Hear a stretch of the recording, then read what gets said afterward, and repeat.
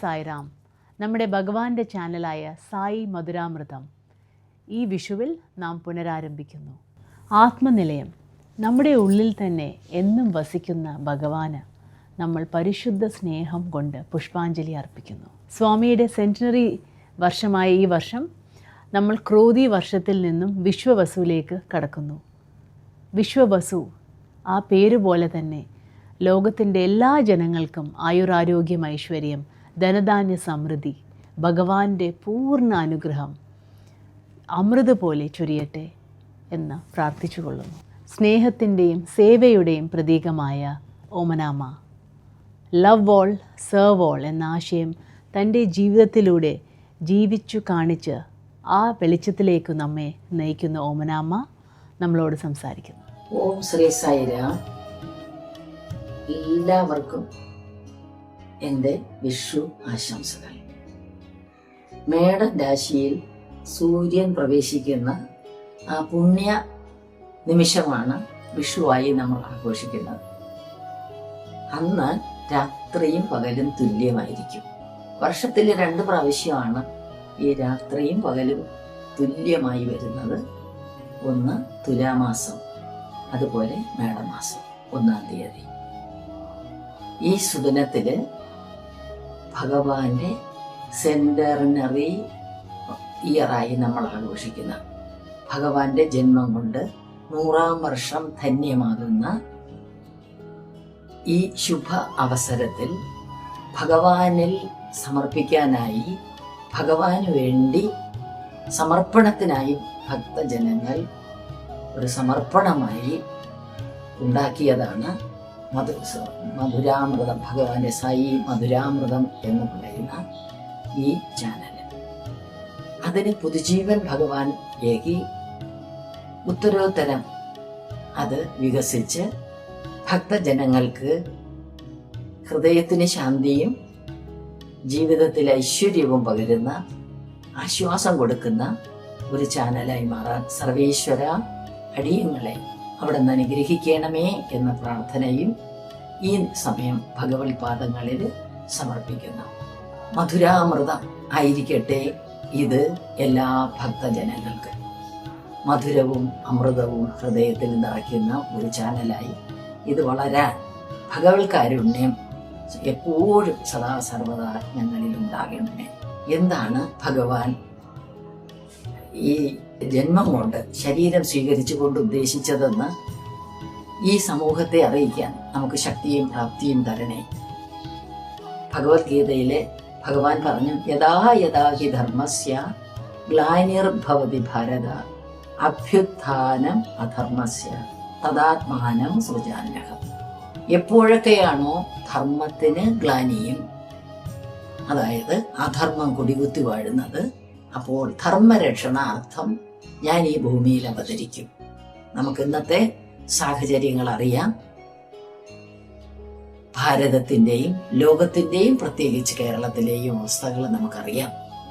അധർമ്മം ഇതിലേറെ വർദ്ധിച്ച അവസരങ്ങളില്ല. അപ്പോഴാണ് ഭഗവാന്റെ അവതാരത്തിൻ്റെ പ്രസക്തി നമ്മൾ അറിയുന്നത്. ഭഗവാൻ കലിയുഗത്തിനൊത്ത വിധം ഉപനിഷത്തത്വങ്ങളെ, വേദാന്തങ്ങളെ ലഘൂകരിച്ച് ആധുനിക തലമുറയ്ക്ക് ഉൾക്കൊള്ളാൻ തക്കവണ്ണം, വലിയ ഗ്രന്ഥങ്ങളൊന്നും ആധുനിക തലമുറ വായിക്കില്ല എന്നറിയാം ഭഗവാന്. സൃഷ്ടാവിന് സൃഷ്ടിയുടെ സ്വഭാവം അറിയാമല്ലോ. അതുകൊണ്ട് തന്നെ എങ്ങനെ ജീവിച്ചാൽ സമാധാനത്തോടെ ശാശ്വതമായ ശാന്തി അനുഭവിച്ചുകൊണ്ട് ഐശ്വര്യത്തോടെ കിട്ടിയ ഈ ഒരു മനുഷ്യജന്മം നമുക്ക് ശാന്തി പൂർവം ഈശ്വരനിൽ എത്തിക്കാൻ വേണ്ടി ജീവിക്കാൻ കഴിയും എന്ന പാഠം വളരെ ലളിതമായി ഭഗവാൻ നമ്മളെ പഠിപ്പിച്ചു. എന്തൊക്കെ ചെയ്യണം, എന്തൊക്കെ ചെയ്യാൻ പാടില്ല, വളരെ ലഘുവായി ഭഗവാൻ പറഞ്ഞു. നമുക്ക് സന്തോഷം നൽകുന്നത് എന്തും, ആന്തരിക ആനന്ദം നൽകുന്നത് എന്തും നന്മയിലേക്കുള്ള വഴിയാണ്. ഭൗതിക ആനന്ദം അല്ല, ഉള്ളിൻ്റെ ഉള്ളിലെ ആനന്ദം അനുഭവിക്കാൻ പറ്റുമ്പോഴെല്ലാം നമ്മൾ ചെയ്യുന്നത് സൽവൃത്തികളാണ്. അല്ല ഭൗതികമായ പരക്കം പാച്ചലിൽ അന്തരംഗത്തെ ശ്രദ്ധിക്കാതെ നമ്മൾ മുമ്പോട്ട് പോയാൽ ആ ഭൗതികാനന്ദം ശാശ്വതമല്ലാത്ത നശ്വരമായ കുറച്ച് സുഖങ്ങൾ സമ്മാനിച്ച് അവസാനം നമുക്ക് തന്നെ ഉൾക്കൊള്ളാൻ കഴിയാത്ത ആപത്തിലേക്കും ദുരന്തത്തിലേക്കും അത് നമ്മളെ എത്തിക്കും. അതുകൊണ്ട് ഭഗവാൻ വ്യക്തമായി പറഞ്ഞു എന്തൊക്കെയാണ് നമ്മൾ ഇന്ന് പോകേണ്ടത്, എന്തൊക്കെയാണ് നമ്മളെ ഉള്ളിൽ നമ്മളെ കരുപിടിപ്പിക്കേണ്ടത്. ഭഗവാൻ പറയുന്നു നമ്മളെ ഉള്ളിൽ അതിമോഹങ്ങളും അസാധാരണമായുള്ള ആഗ്രഹങ്ങളും മോഹങ്ങളും ഒക്കെ ഒന്ന് കുറച്ചു കൊണ്ടുവരിക. അതിന് ഭഗവാൻ സീലിംഗ് ഓൺ ഡിസയർ എന്ന് നമ്മളെ പഠിപ്പിച്ചു. അത്യാഗ്രഹങ്ങൾ പരിധി വെച്ചുകൊണ്ട് മിതമായ ആഗ്രഹങ്ങൾ അത് നമുക്കും നമ്മളോടൊപ്പമുള്ളവർക്കും സുഖം നൽകുന്നതാണെങ്കിൽ ആ ആനന്ദം പ്രദാനം ചെയ്ത് ആ ആനന്ദം അനുഭവിച്ചും ജീവിക്കാൻ ഭഗവാൻ പറയുന്നു. സമയം, നമ്മുടെ ആരോഗ്യം, നമ്മുടെ സമ്പത്ത്, അതുപോലെ തന്നെ നമുക്ക് ഈശ്വരൻ നൽകിയിട്ടുള്ള എല്ലാം നമുക്ക് സ്വയം അനുഭവിക്കാനുള്ളതല്ല. നമ്മുടെ സമയത്തിൻ്റെ, ആരോഗ്യത്തിൻ്റെ, സമ്പത്തിൻ്റെ ഒക്കെ ഓഹരി ഭഗവാന്റെ തന്നെ സൃഷ്ടിയായ സൃഷ്ടിജാലങ്ങൾക്ക് വേണ്ടി കൂടി പങ്കിടാനുള്ളതാണ്. അത് നമ്മളെ പഠിപ്പിക്കാൻ ഭഗവാൻ ഒരുപാട് ഉദാഹരണങ്ങളിലൂടെ അസശരീരനായിരുന്നപ്പോൾ തന്നെ നമുക്ക് ട്രെയിനിങ്ങുകൾ തന്നു. വനാന്തരങ്ങളിൽ ജീവിക്കുന്ന സഹോദരങ്ങൾക്കും ഗ്രാമാന്തരങ്ങളിൽ ജീവിക്കുന്ന സഹോദരങ്ങൾക്കും ഒക്കെ അവർക്ക് ആവശ്യമുള്ളത് എത്തിച്ചു കൊടുക്കാൻ ഭഗവാന്റെ സ്റ്റുഡൻസിനെയും നമ്മളെയൊക്കെ ഉപകരണങ്ങളാക്കി. 60-ാം പിറന്നാൾ ആഘോഷിക്കുമ്പോൾ ഭഗവാൻ പറഞ്ഞു, നിങ്ങൾ 6000 ഗ്രാമങ്ങൾ ദത്തെടുക്കൂ. നിങ്ങളുടെ നാടുകളിൽ പോയിട്ട് അവിടത്തെ എൻ്റെ മക്കൾക്ക് എന്തൊക്കെയാണോ ആവശ്യം, വെള്ളമില്ലാത്തവർക്ക് ഒരു കിണർ കുഴിച്ചു കൊടുക്കൂ, വീടില്ലാത്തവർക്ക് ഒരു ചെറിയ വീടുണ്ടാക്കി കൊടുക്കൂ, ആഹാരമില്ലാത്തവൻ ആഹാരവും വസ്ത്രമില്ലാത്തവൻ വസ്ത്രവും, വിദ്യാഭ്യാസം ചെയ്യാൻ സാഹചര്യമില്ലാത്തവൻ അതും കൊടുക്കാൻ വേണ്ടി നിങ്ങൾക്ക് എന്ത് ചെയ്യാൻ കഴിയും അത് ചെയ്യുക. ഈ നവോത്ഥാന നായകൻ ഇതിലേറെ മനുഷ്യരാശിയെ മാത്രമല്ല ജന്തുക്കൾക്കും പക്ഷിമൃഗാദികൾക്കും ഒക്കെ വേണ്ടി എല്ലാ ജീവജാലങ്ങളെയും തൻ്റെ തന്നെ ഭാഗമായി കണ്ട് സ്നേഹിച്ച ഭഗവാൻ ക്ഷമിക്കാനും സഹിക്കാനും നമ്മളെ പഠിപ്പിച്ചു. കൊടുക്കാനും ആ കൊടുത്തത് മറക്കാനും, സ്വീകരിക്കുമ്പോൾ അത് കൃതജ്ഞതയോടെ സ്വീകരിക്കാനും നമ്മളെടുത്ത് പഠിപ്പിച്ചു. നന്ദി ജീവിതത്തിൽ ഉണ്ടായിരിക്കേണ്ടതാണ് എന്ന് നമ്മളെ സദാ സർവദാ ഓർമ്മിപ്പിച്ചു ഭഗവാൻ. സദാ നന്ദിയുള്ളവരായിരിക്കുക. അപ്പൊ നന്ദി ഉള്ളവരായിരിക്കുമ്പോൾ എന്തിനോടൊക്കെ നമ്മൾ നന്ദിയുള്ളവരായിരിക്കണം? നമുക്ക് വായു തരുന്ന വൃക്ഷലതാദികൾ, അന്തരീക്ഷം, നമ്മളെ ജീവിക്കാൻ സാഹചര്യമൊരുക്കുന്ന ഭൂമി, പുഴകള്, മലകള്, പക്ഷികള്, മൃഗങ്ങള്, സമൂഹത്തില് നമുക്കൊപ്പം ജീവിക്കുന്ന നമ്മുടെ സഹജീവികൾ, എല്ലാവരോടും ക്ഷമയും സ്നേഹവും ഉള്ളവരായിരിക്കണമെന്ന് ഭഗവാൻ പഠിപ്പിച്ചു. അങ്ങനെ നമ്മൾ ജീവിക്കാൻ എല്ലാവരും തുടങ്ങുമ്പോൾ എത്ര മനോഹരമായി തീരും ഈ ഭൂമി. ഇവിടുത്തെ ജീവിതം എത്ര എത്ര മനോഹരവും സമൃദ്ധവും ആനന്ദപൂർണവുമായിരിക്കും. നമ്മളൊന്ന് സങ്കല്പിച്ച് നോക്കുക. കണ്ണുനീരില്ലാത്ത, മ്ലാനമാകാത്ത മുഖങ്ങളുള്ള മനുഷ്യര്, വേദന അറിയാത്ത ജീവിതം, സ്നേഹത്തിന്റെ പരിലാളന പരസ്പരം കൊടുക്കാൻ കഴിയുന്ന അന്തരീക്ഷത്തിൽ ജീവിക്കുന്ന മനുഷ്യാത്മാക്കൾ. അങ്ങനെ പരിഷ്കാരമല്ല, സംസ്കാരമാണ് മനുഷ്യനെ മനുഷ്യനാക്കുന്നതെന്ന് നമ്മളെ പഠിപ്പിച്ച നമ്മളെ ഭഗവാൻ ശ്രീ സത്യസായി ബാബ ഈ ഭൂമിയിൽ 1926 അവതരിക്കുമ്പോൾ അവതാര ഉദ്ദേശം തന്നെ സകല ജീവജാലങ്ങളോടും പ്രേമവും സഹവർത്തിത്വവും നിലനിർത്തി ജീവിക്കാൻ നമ്മളെ പഠിപ്പിക്കുകയായിരുന്നു. ബാല്യകാലത്തില് തവളകളെ പിടിച്ച് ചാക്കിലിട്ട് കൊണ്ടുവന്ന സഹതീർത്ഥ്യരോട് ഭഗവാൻ പറഞ്ഞു അതിനെ തുറന്നു വിടാതെ ആയപ്പോ ഭഗവാൻ ശ്വാസം മുട്ടുകയാണ്. ഭഗവാൻ പറഞ്ഞു അതിൽ ഒരു തവളയും ഇല്ല, തുറന്നു നോക്കൂ.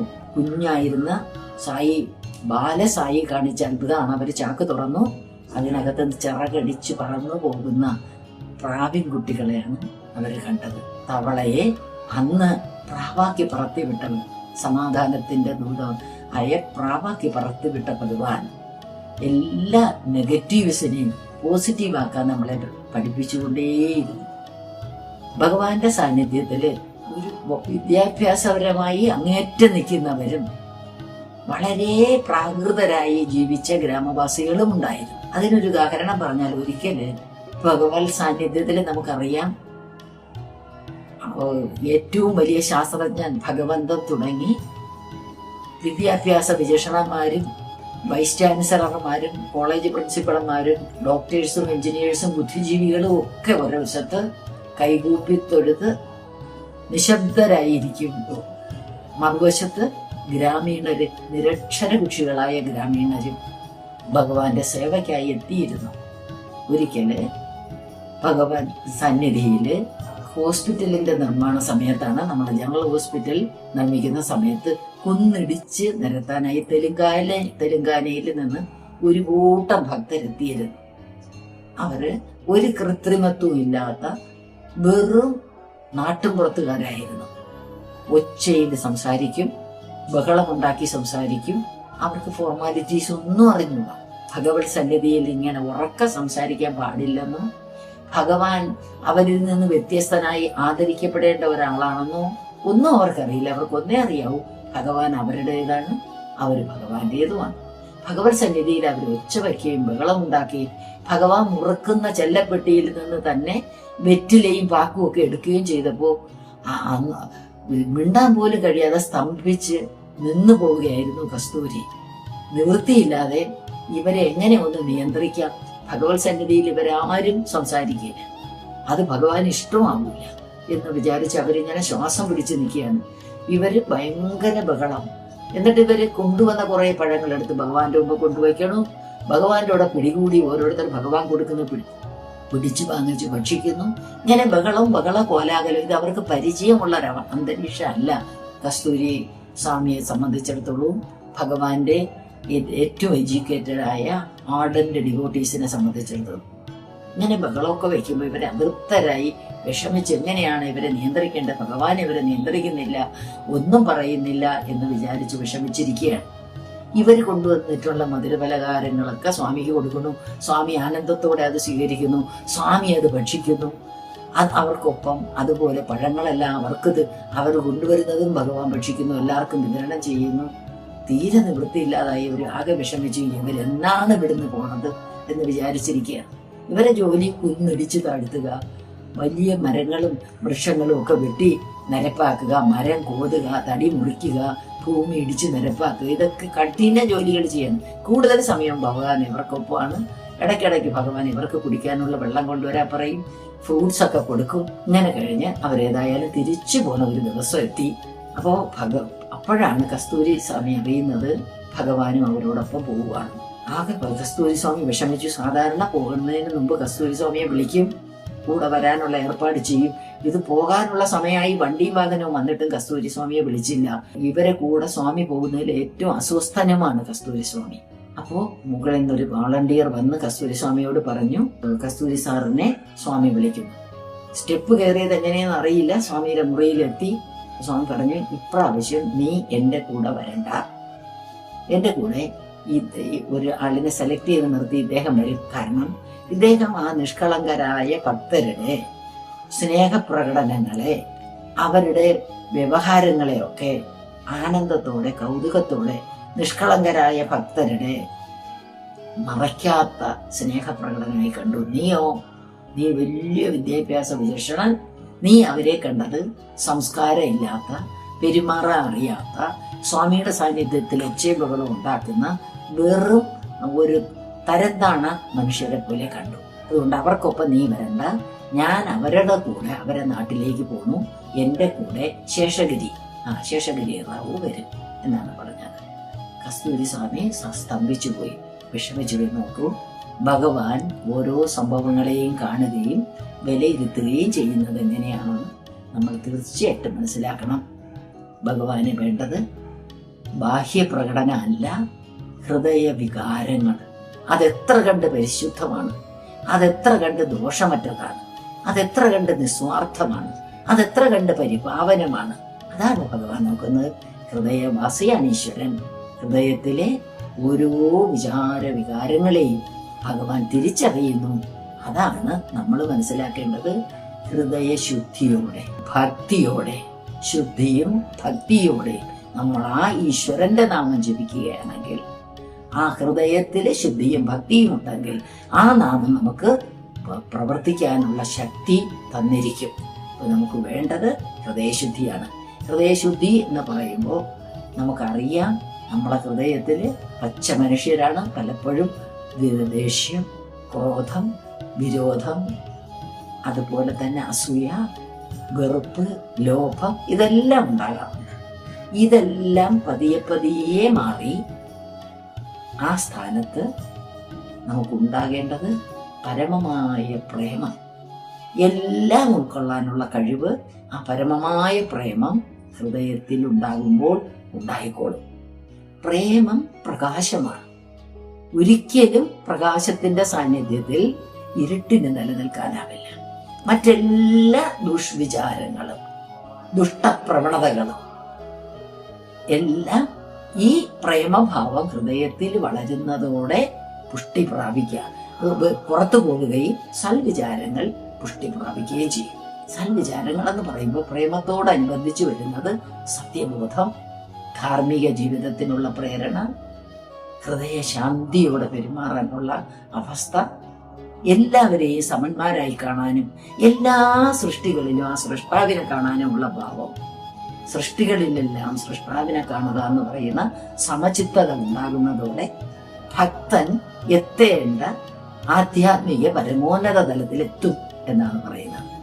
അപ്പോൾ നമ്മളെ ഹൃദയം ഭക്തി കൊണ്ട് നിറയുമ്പോൾ അത് ശുദ്ധമായിക്കോളും. ഈ അശുദ്ധമായ വികാരങ്ങൾ പുറത്തു പോകും. അങ്ങനെയാണ്, അതാണ് സ്വാമി ലവ് ആൾ സെർവ് ആൾ എന്ന് നമ്മളെ പഠിപ്പിച്ചത്. ഇനി ലവ് ആൾ സെർവ് ആൾ നടപ്പിലാക്കണമെങ്കിൽ അതിനു മുമ്പ് നമ്മൾ അനുഷ്ഠിക്കേണ്ട ഒരു കാര്യമുണ്ട്. എന്താണത്? ഹെൽപ്പ് അവർ ഹർട്ടിനാണ്. ആരെയും അറിഞ്ഞുകൊണ്ട്, നോക്കുകൊണ്ടോ വാക്കുകൊണ്ടോ പ്രവൃത്തി കൊണ്ടോ നമ്മൾ വേദനിപ്പിക്കാതിരിക്കുക. അങ്ങനെ ഹർട്ടിനവറിൽ കൂടെ നമുക്ക് ഹെൽപ്പ് അവറിലേക്ക്, അങ്ങനെ അത് തന്നെ ഒരു ഹെൽപ്പാണ്. ആ ഹെൽപ്പ് അവറിലേക്ക് എത്താം. അവിടെ നിന്നായ മാത്രമേ നമുക്ക് എല്ലാവരെയും സ്നേഹിക്കുന്ന മാനസികാവസ്ഥയിലേക്ക് എത്താൻ കഴിയും. അതിന് ഭഗവാൻ നമ്മളടുത്ത് പറഞ്ഞു തന്നിട്ടുള്ളതാണ് നിരന്തരമായ ഈശ്വരനാമജപം. കലിയുഗത്തില് എല്ലാ തിന്മകളിൽ നിന്നും നമ്മളെ വിടുവിക്കും.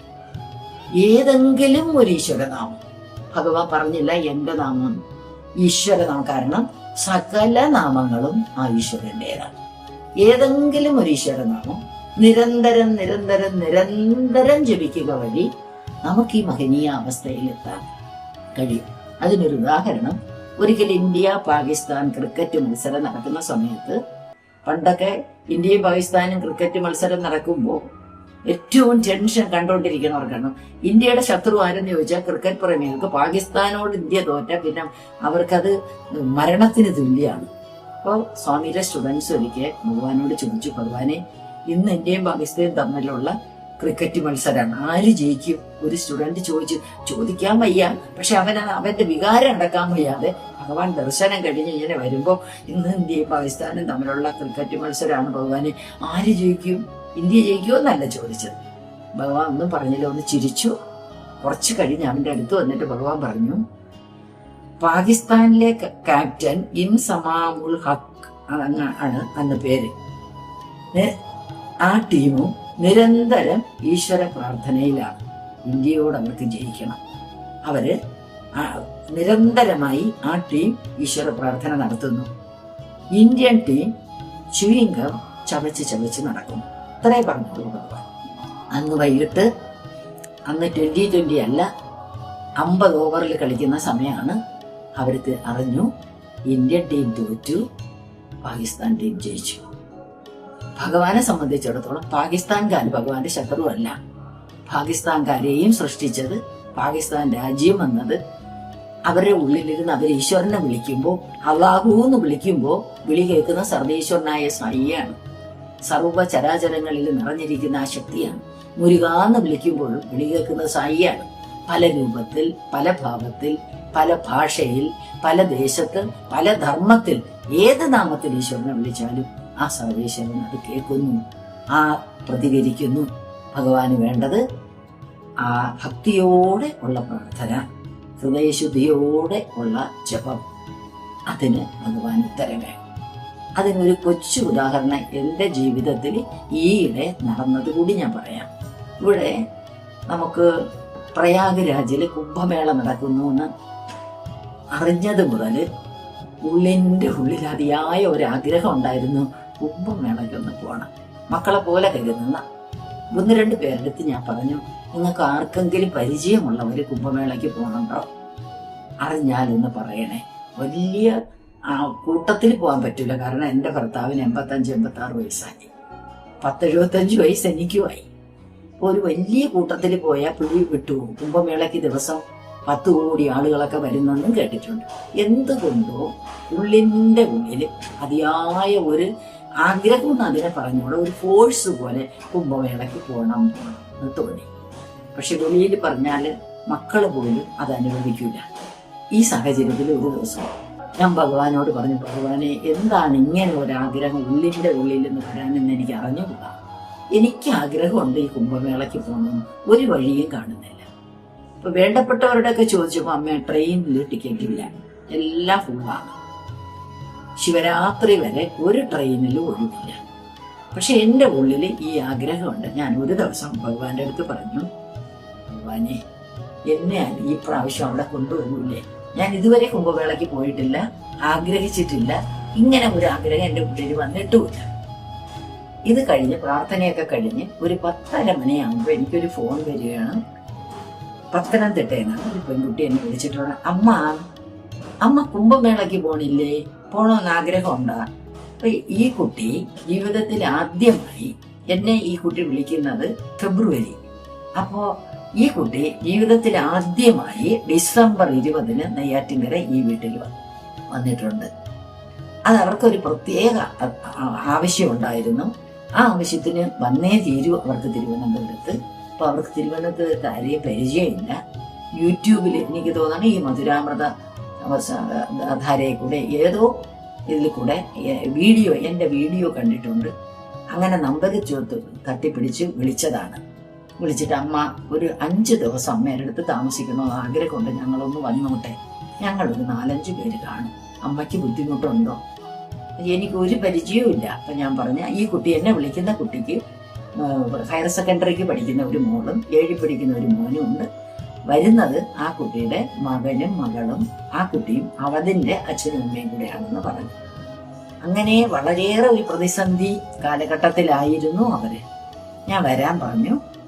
ഞങ്ങള് ആ 20-ാം തീയതി ഇവിടെ നിന്ന് വടക്കഞ്ചേരിയില് ഭൂമനാഥസ്വാമിയുടെ ആശ്രമത്തില് ഭാഗവത തത്വവിചാര സത്രം നടക്കുന്നതിന് പോവാൻ തീരുമാനിച്ചിരിക്കുകയായിരുന്നു. ഭൂമാനന്ദ സ്വാമികൾ നടത്തുന്നത് കൊണ്ടാണ് പോകാൻ തീരുമാനിച്ചത്. ഭാഗവത സത്രമല്ല, ഭാഗവത തത്വവിചാര സത്രം. അപ്പോൾ ഇവര് വരുന്നെന്ന് പറഞ്ഞപ്പോൾ ഞങ്ങളെ യാത്ര 5 ദിവസത്തേക്ക് മാറ്റി 26-ാം തീയതിയിലത്തേക്ക് മാറ്റി ബുക്ക് ചെയ്തു. ഇവർ 20-ാം തീയതി വന്നു. 25-ാം തീയതി വരെ ഇവിടെ നിന്നു. അത്യാവശ്യം കാര്യങ്ങളൊക്കെ നടന്നു. ആ കുട്ടിയാണ് ഈ ഫെബ്രുവരി ഒരു 6-നോ 7-നോ ആയിരിക്കും എന്നെ വിളിച്ചിട്ട് ചോദിച്ചത്. പക്ഷെ അന്ന് ആ കുട്ടി വളരെ വല്ലാത്തൊരു മാനസികാവസ്ഥയിലായിരുന്നു. അതിനൊക്കെ ഒരു പരിഹാരം ഉണ്ടായാണ് ഇവിടുന്ന് പോയത്. ആ കുട്ടി കുംഭമേളയ്ക്ക് പോണ കാര്യം ചോദിച്ചപ്പോൾ അതിനെന്തോ വിഭ്രാന്തി കൊണ്ട് ചോദിച്ചതായിരിക്കും എന്ന് സത്യത്തിൽ ഞാൻ വിചാരിച്ചു. പോകാൻ ആഗ്രഹമുണ്ട് മക്കളെ, എങ്ങനെ പോകുമെന്ന് അറിഞ്ഞുകൂടാന്ന് ഞാൻ തിരിച്ചു തരുമോ പറഞ്ഞു. പിറ്റേന്ന് രാവിലെ ഒരു 11:15 ആ കുട്ടിയുടെ അമ്മ എന്നെ വിളിക്കണം. കോട്ടയത്ത് ഒരു ട്രാവൽ ഏജൻസിയിൽ ഇരുന്ന, അമ്മയ്ക്ക് പോവാൻ ആഗ്രഹമുണ്ടെന്ന് പറഞ്ഞു മോള്, ഞങ്ങൾ ടിക്കറ്റ് ബുക്ക് ചെയ്യുക, ഞങ്ങൾക്ക് 3 പേർക്കും, ഞാനും ഹസ്ബൻഡും മോളും, ഒപ്പം അമ്മയ്ക്കും അച്ഛനും കൂടെ ടിക്കറ്റ് ബുക്ക് ചെയ്യാൻ പോവുക. ഞാൻ സത്യം പറഞ്ഞ എൻ്റെ മക്കളോടെ ഒന്നും ഒരിക്കൽ ചോദിച്ചു, കുംഭമേളയ്ക്കൊന്ന് പോവാൻ ആഗ്രഹമുണ്ടെന്ന്. അപ്പോൾ എൻ്റെ മോൻ പറഞ്ഞത്, അമ്മയ്ക്ക് ഇതുവരെ അമ്മയുടെ വട്ട് പറഞ്ഞില്ലേ എന്നാണ് ചോദിച്ചത്. കാരണം അത്രയും പ്രായമുള്ള അച്ഛനെയും കൊണ്ട് 10 കോടി ആളുകൾ വരുന്ന സ്ഥലത്ത് ഒന്നും അറിഞ്ഞുകൂടാത്ത, യാതൊരു ബോധവും കുംഭമേളയെ കുറിച്ച് ഇല്ലാത്ത ഞാൻ എങ്ങനെയാണ് പോണത് എന്ന് ചോദിച്ചു. അവൻ അത് കളിയാക്കുപോലെ കാണും. പിന്നെ ഞാൻ രണ്ടാമത് ചോദിക്കാൻ ധൈര്യപ്പെട്ടതുമില്ല, പിള്ളേരെ എന്തെങ്കിലും പറയുന്ന കേൾക്കാൻ ഇഷ്ടമില്ലാത്ത. ഇത് കഴിഞ്ഞ് ഫ്ലൈറ്റ് ടിക്കറ്റ് ബുക്ക് ചെയ്യാനിരിക്കുകയാണ്. അമ്മ കാശ് തികയില്ല, കുറച്ച് പൈസ കൊണ്ട് വിചാരിച്ചേ കൂടുതൽ പൈസ ആവുന്നു ഇവിടെ വന്നു. അപ്പം അമ്മ ടിക്കറ്റ് എടുത്തിട്ട് അമ്മയെ അറിയിക്കാമെന്നാണ് വിചാരിച്ചത്. പിന്നെ കുറച്ച് പൈസ ഗൂഗിൾ പേ ചെയ്ത് തരണം. എനിക്ക് ഗൂഗിൾ പേ ഇല്ല എൻ്റെ ഫോണിൽ. അവസാനം എന്തായാലും ഗൂഗിൾ പേ ചെയ്യിച്ചു കൊടുത്തു, ടിക്കറ്റ് ബുക്ക് ചെയ്തു. 11-ാം തീയതി ഞങ്ങൾ ഇവിടുന്ന് പോയി. എത്ര പെട്ടെന്നാണ്, 3 ദിവസം കഴിഞ്ഞപ്പോൾ പോയി.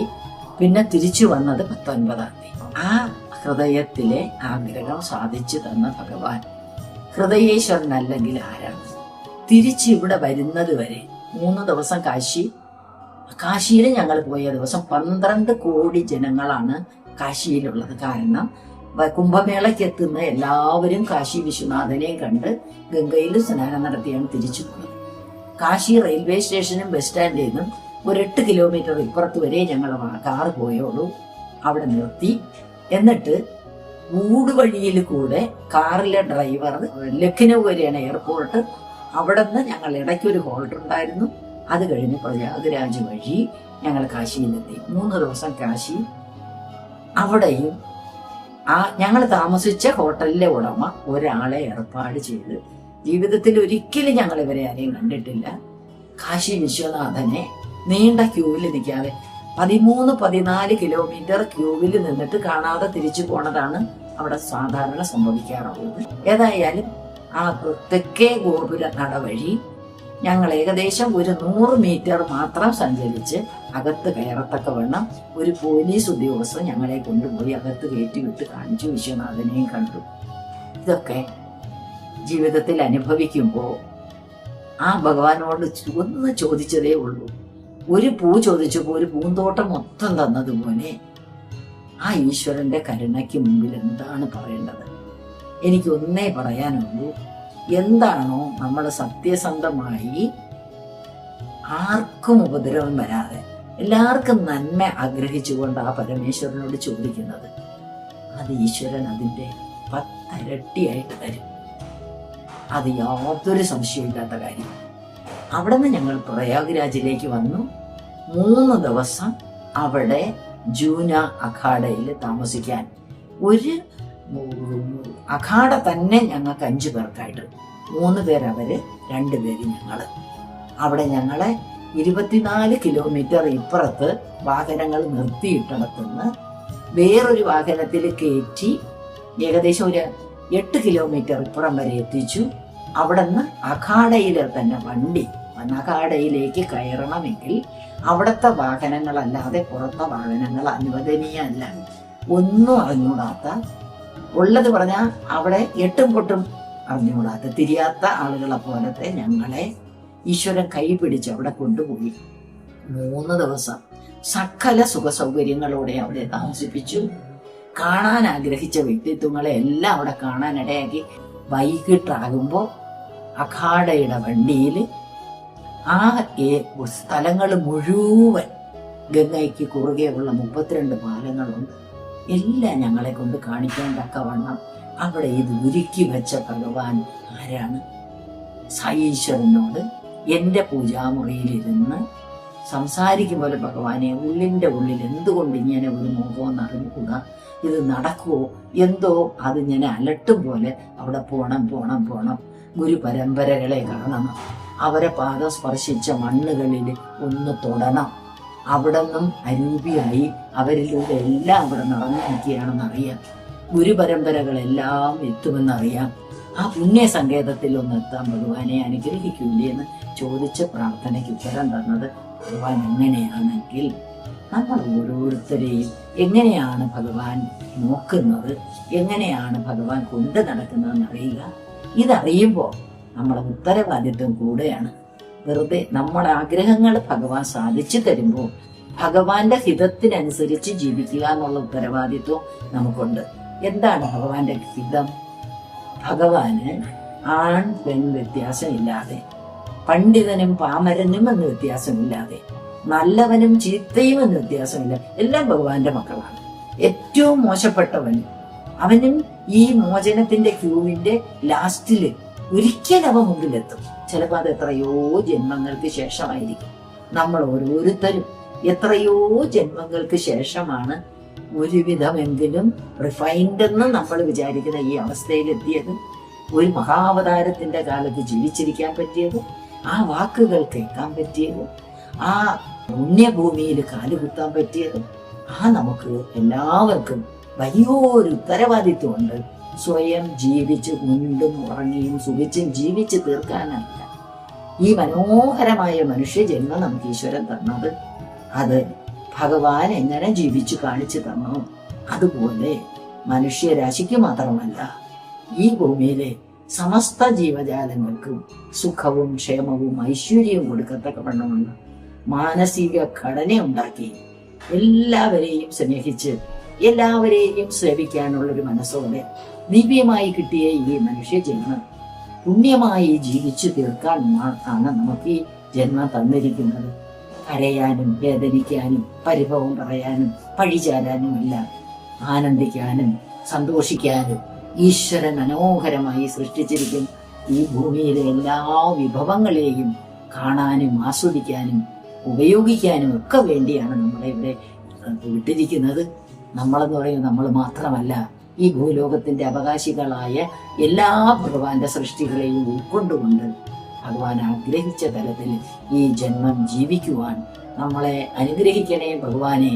അതിനുള്ള പ്രചോദനമായി അവിടുന്ന് ഞങ്ങളെ കൂടെ ഒപ്പം ഉണ്ടായിരിക്കണേ.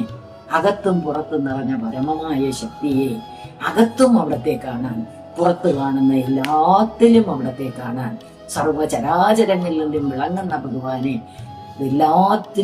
എല്ലാത്തിന്റെയും സൃഷ്ടാവായ ഭഗവാനെ ആ സൃഷ്ടിയിൽ കണ്ട് ആനന്ദിക്കാൻ അനുഗ്രഹിക്കണേ എന്ന പ്രാർത്ഥന ഭഗവാൻ പാദത്തിൽ സമർപ്പിച്ചുകൊണ്ട് അതിനുവേണ്ടി നമ്മളെ ഈ ചാനൽ ഉപയോഗപ്പെടുത്താനും നമുക്ക് കഴിയണേ എന്ന പ്രാർത്ഥനയോടെ എല്ലാവർക്കും സായിരാം സായിരാം സായിരാം.